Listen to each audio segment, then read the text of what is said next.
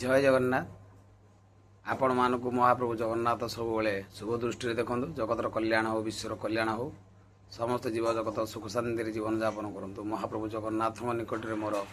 ये कामना आज आपण मानक एक छोटी अनुचिंता मध्यम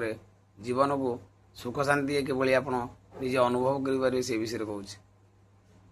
संसार में आपणर अनेक सांग साथी बंधु बांधव समस्त आत्मीय स्वजन लगी किंतु बेले बेले कहीं आपणकर दुर्गुण भी अपनिंदा को भी बाहर लोक आगे जशगान करती आपणकर दुनिया रे बोधे से लोक जी आपणकर सब दुर्गुण करे निंदा करे आपणकर सब मंद भावना करे किंतु आपण ताके कुदृष्टि नेबेनी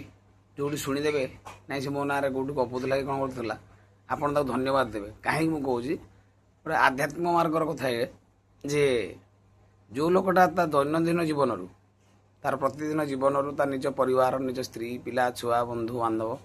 आत्मीय स्वजन कथा न भावी भगवान विषय भी चिंतन न करी से आपण समय बाहर कर चिंता करूँ तार निजस्व लोक ठार आप केते भल पाए भावी देखो हृदय भर मुझे आत्मतत्व ज्ञान कहूँ सी भलरे हो कि मंदरे हो आपन तो ही भावुँ ना आपण ना तो उच्चारण करुँच ना जोटी गले आप ना तो गपुची तेणुक से भावी जे आपण तापे महान कहीं गोटे लोक आपको से विरुद्ध करे आप शत्रुता आचरण करे से भावे जे मु आठू आगू बढ़ी पारि से दृष्टि तेणुक से लोक आपण सबुठ महान बोली आप भावतु जो लोक जिते बुली बुली आप अपनिंदा कर आपते जशगान बढ़ दुनिया सब लोक मान भर आप पहुँची पारे भलरे गपु कि मंदरे गपु तेणुक से लोक को महान भावी आप सब बंधुत्वपूर्ण प्रेम स्नेह भाव देवे केवे अभिमान करेंगे कि केवे गाली देवेनि कहीं से लोकटा हूँ आप महान मुझे आज अनुचिंतार ये कहना चाहूँगी जे जीवन में जी आपन को शत्रुता आचरण कर परम मित्र यदि आप